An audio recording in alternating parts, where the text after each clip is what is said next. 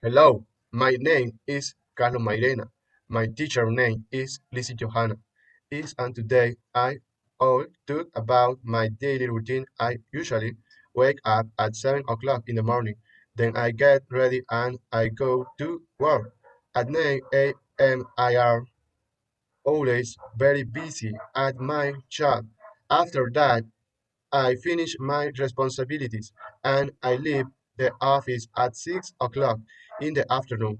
When I get home, I sometimes rest for a few minutes, then I do my home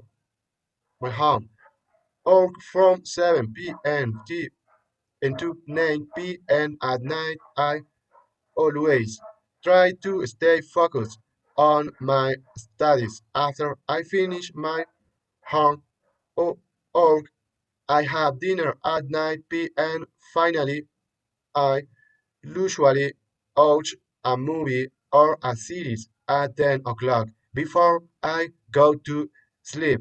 That is my typical day. Thank you for watching.